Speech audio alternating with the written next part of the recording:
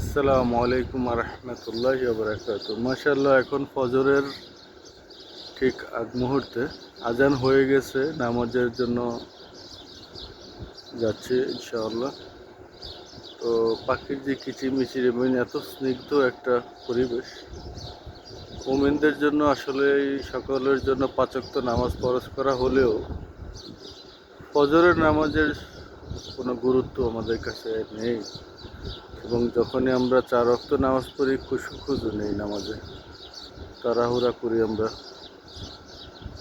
আল্লাহ আমাদেরকে পাঁচ ওয়াক্ত নামাজ পড়ার জন্য কবুল করুন, তৌফিক দান করুন, এবং নামাজগুলো যেভাবে আমরা পড়ি, লাইট অফ হয়ে গেছে, যাতে আল্লাহর কাছে কবুল হয়, এরকম যাতে আমল করতে পারি, সেই তৌফিক আমাদের দান করা। আমিন।